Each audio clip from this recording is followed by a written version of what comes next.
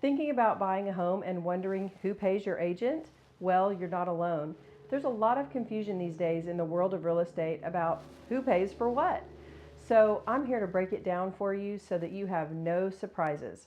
So let's just play this out as though I'm your real estate agent.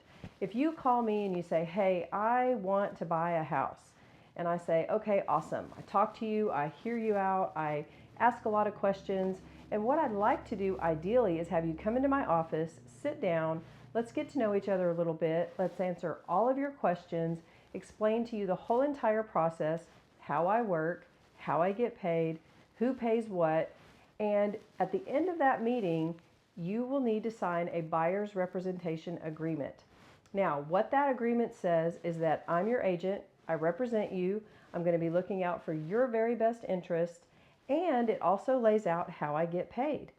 And in that agreement, it says I get paid X percent, okay? Now, can a seller pay that percentage?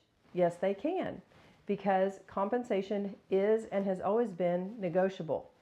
Now, what has happened is that we no longer have the compensation in the MLS. It used to be that I could pull up a listing and it would show me the seller is offering X percent to the buyer's agent in compensation. Well, now that field is gone, and this is nationwide. So this isn't just here in Tyler, it's across the country. We can no longer have that information out there. So when I go to schedule a showing, I reach out to the other agent and I try to find out, is the seller offering any compensation? Now, the seller, on the other hand, it's also negotiable for them. So the seller could even tell me, hey, I'm offering this percent.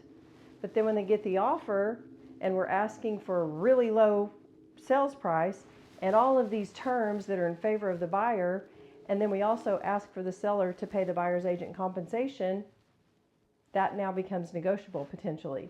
So really what you need to know is that when you're working with me, I do have a fee, and if the seller is not willing to pay that fee, as a buyer, it is your responsibility. However, you can't roll that money into your loan. So we're going to do our best to make sure that we try to negotiate that in and get the seller to cover that fee so that you can use your money for down payment, closing costs, earnest money, your appraisal, your maybe survey, your inspections, all that kind of stuff. The things that are really going to cost you some money. We don't want you to have that other fee on top of it. But you do need to understand when you sign that buyer's representation agreement that I do have a fee and I don't work for free. And so any buyer's agent will have to have you sign that buyer's representation agreement, and you will be agreeing to pay their fee should the seller not do it. So again, it's all negotiable, and the idea is transparency. We want everybody in the process and in the transaction to know who pays for what, and it's all negotiable. So in the end, you'll know what you have to pay, and you'll agree to it or you won't. But you get a choice because it's negotiable.